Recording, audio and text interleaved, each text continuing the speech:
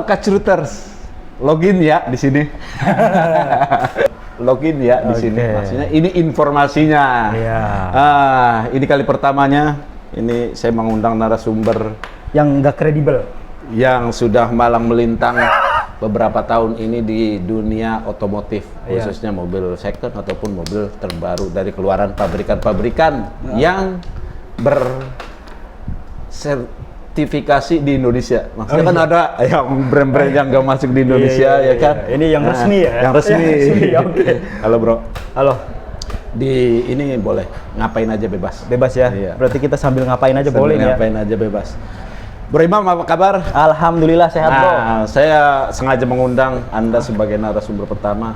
Tentunya karena ini konten baru, ini kita akan menghadirkan, saya kali ini mau mengulik mobil-mobil yang terlaris di Indonesia, yang pernah ada ataupun yang sekarang sudah discontinue.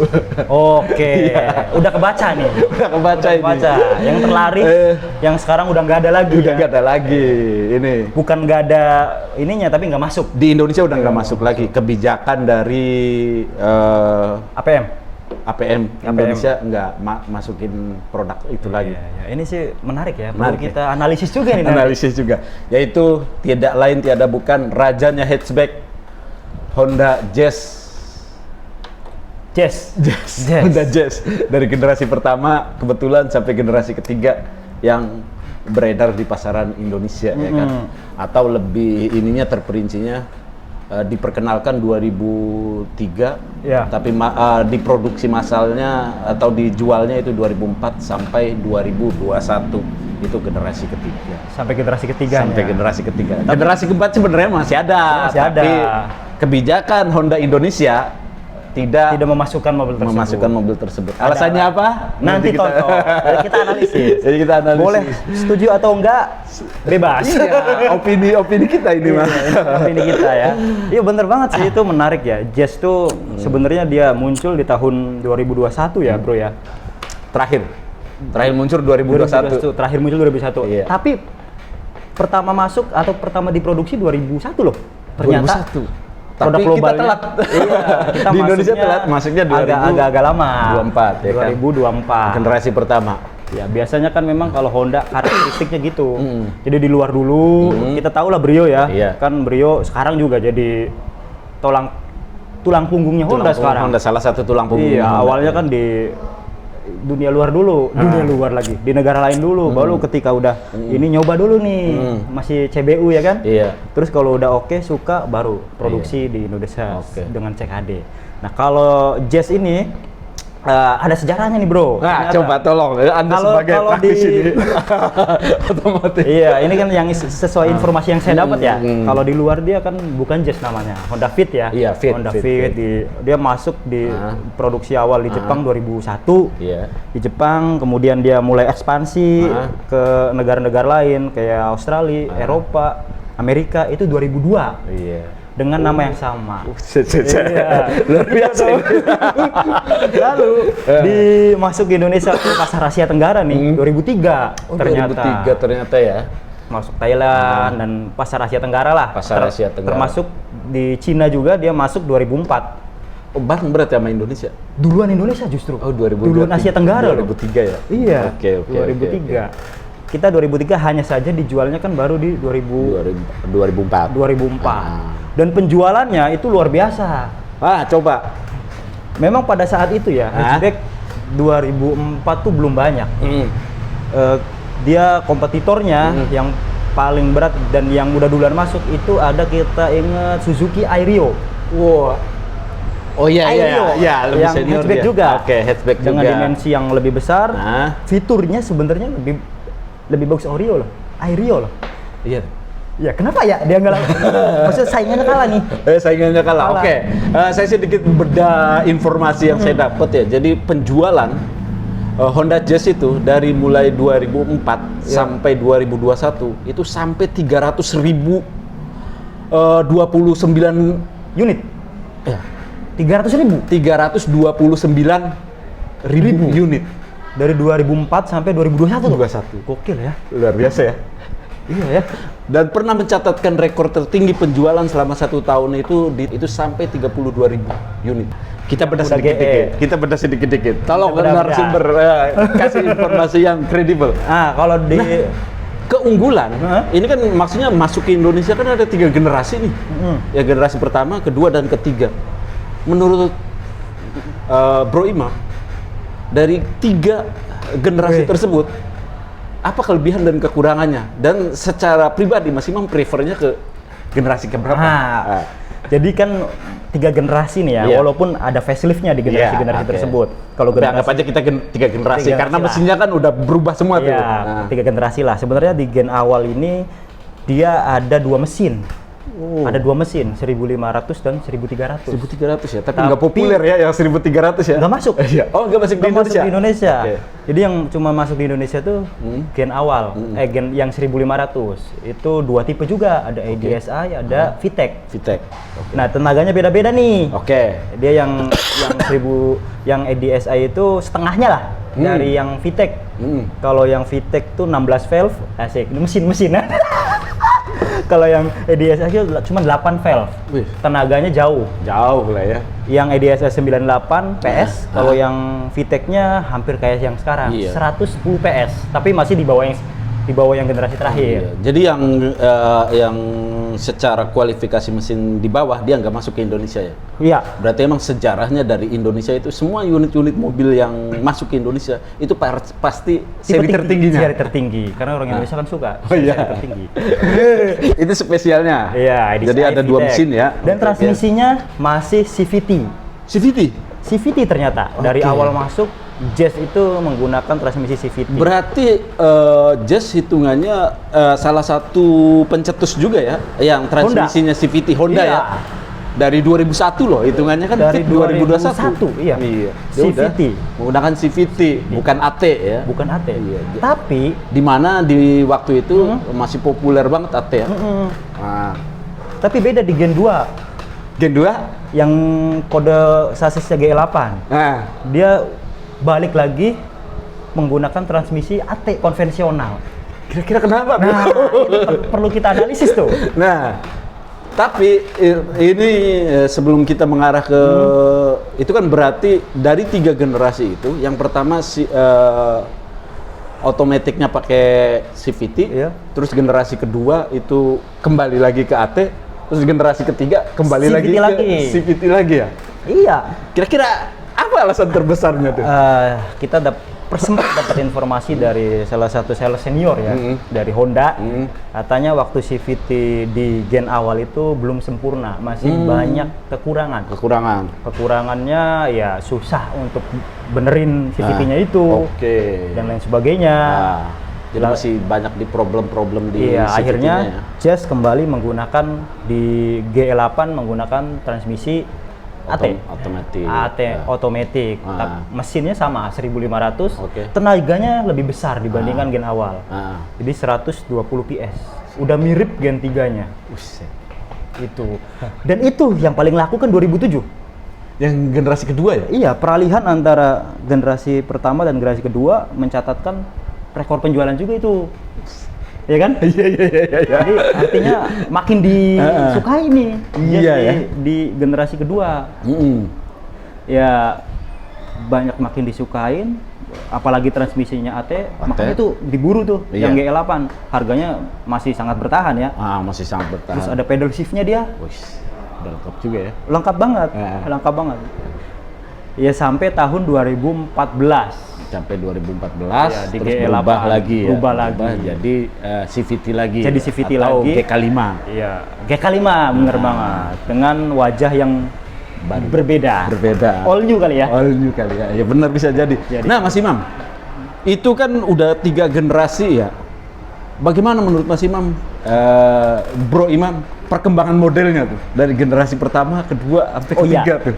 Kayak kalau saya masih suka Gen 2 loh. Oh iya. Ya, jujur ya, saya pribadi nih. Oke. Satu karena masih masih AT ya. Masih yang AT. AT ya. Terus modelnya tuh simple gitu. Iya. Dimodif apa aja coba aja. Ganti aja peleknya. Wih. Ganteng ya kan? Ganteng. Itu Jazz yang paling saya suka tuh ya itu. Terus dia ininya cakramnya masih depan belakang coy. Di Gen 2 tuh. Depan cakram, belakang cakram. Belakang cakram. Dan dia sudah menggunakan nama RS kalau nggak salah ya. Iya. Ada RS-nya ya? Ada RS-nya, sudah ada RS-nya. Iya, dia peralihan kan. Peralihan. Sudah Ah. RS. Jadi RS itu sebenarnya kalau di Honda sendiri yang saya tahu, Apa singkatannya tuh? Racing iya Star. nggak tahu, tapi maksudnya secara spesialisasi itu RS itu di bawahnya Type R. Lah emang ada Type R lagi? Enggak, maksudnya kan seri yang paling unik di Honda itu selalu RS ya? nama jenisnya itu Type R. Iya, Type Nah, R bener. Baru yang di bawahnya RS. RS. Kalau nggak Presti. Presti kan di 2014 muncul tuh, awal-awal Presti. Oke. Nah, dulu itu belum. kan kita sudah gambarin secara minimal secara umum lah ya. Iya. Mas Imam secara pribadi dia lebih suka ke yang Gen 2. Iya. Kalau Bro Sam apa? Gen 2 ya. Gen berapa? 1, 2, 3? Sama saya juga Gen 2. Tapi harganya masih lumayan loh. Masih lumayan. Nah, secara model tadi Mas Imam pribadi maksudnya, tapi secara model secara umum, kenapa si 3 generasi ini disukai di Indonesia? Oh iya, karena yang pertama dia salah satu yang masuk pertama hatchback ya dari Honda yang punya muka disukai orang Indonesia gitu. Yang lebih futuristik, Futuristik. ya? Kalau orang Indonesia kan yang pertama itu tampilan dulu coy. Tampilan. Masalah belakangnya Iya. entar. Apalagi pas waktu Jazz awal muncul dia pangsa pasarnya tuh anak muda. Betul. Itu yang ngebuat harga dia juga bertahan dan popularitasnya naik. Anak muda loh gitu kan. Beda kan kalau ya mohon maaf kita sebut merek kayak Avanza. Memang dia penjualannya luar biasa tapi popularitasnya kan Kalah. bukan popularitasnya ya, prestisnya. Iya. Iya kan, Jazz loh, gua bawa Jazz nih, gitu ya. Tahun segitu. Dari zaman dulu ya, Iya, Jazz itu. tahun segitu Itu Jazz. jadi udah lumayan futuristik ya. Atau misalkan di zaman itu awal mulanya Jazz muncul itu udah ada pembaharuan ya dari desain-desain yang masuk di Indonesia. Iya. Ya, Jazz itu khususnya hatchback ya. Khususnya hatchback, karena itu hatchback pertama yang populer ya, dan rajanya hatchback ya. Rajanya Hatchback, karena kan di Indonesia kita tahu sendiri dulu sempat mungkin ada hatchback, tapi ya udah lama banget terus keputus generasinya. Iya. Ada lagi di Honda Jazz. Nah, kalau generasi kedua, kenapa paling suka itu? Banyak dan mungkin penjualannya tertinggi ya di antara 3 generasi tersebut ya, kayaknya ya. Iya, nanti mohon ditampilkan ya datanya ya. Iya, karena ya tadi tenaganya gede, ya kan? Tenaganya AT gede, terus ya responsif ya kan karena AT. Irit dia. Itulah hebatnya Honda ya. Powerful tapi irit. Iya. Ini belum ada yang ngalahin nih. Iya. Terus spare part-nya Di mana-mana ya. di mana-mana. Mungkin generasi awal masih meraba-raba ya kan. Dia udah bertahan kan, orang makin percaya nih. Oh, ini udah 7 tahun, atau udah 5 tahun masuk ke Indonesia, masih banyak yang berkeliaran mobilnya. Makanya itu spare part-nya melimpah, murah, mudah didapat. Terus irit, bertenaga. Dan juga menurut saya secara desain itu lebih bagus dari generasi kedua. Jadi dari generasi pertama. Iya, generasi pertama aja udah banyak yang Udah suka, banyak. ditambah generasi kedua tampilannya lebih oke. Lebih oke. Makanya terjadilah lonjakan pembelian ya. Iya, di ini sih Honda tersebut. masalah tampilan selera, tapi rata-rata orang pasti suka sih. Pada waktu itu. Iya, pada waktu itu. Dan lebih besar dibanding generasi awal ya. Betul. Untuk tampilannya. Setuju. Setuju. Datanya soalnya menunjukkan begitu. Iya. Panjang, lebar, tinggi, itu lebih. Oke, itu AT-nya sih saya yang paling lebih suka tuh, Lebih suka AT ya. sama tenaga. Nah, terus yang untuk generasi ketiga secara perubahan model sebenarnya nggak jauh-jauh banget ya. Enggak jauh sih. Enggak jauh berbeda, tapi dia lebih ke arah modern kali ya. Iya, lebih ke arah modern karena dia tuh salah satu keunggulannya selain legroomnya luas, kabinnya luas, katanya terus kursinya juga joknya bisa Iya. Udah. Itu keunggulan lagi tuh, Iya. yang sekarang lagi booming sofa mood, itu di Jazz dari dulu udah ada. Jadi bahannya bisa diginiin, terus belakang itu bisa dilipat. Iya. Udah dilipat-lipat lah. Luar nanti biasa ada ya. gambarnya kali, bisa Nanti. ditampilin. Mungkin nanti nggak bakalan ada habisnya sih bahas mobil populer yang di Indonesia. Nanti mungkin versi-versi yang lainnya. Versi-versi misalkan apa? Modifikasinya. Ya kan banyak ya.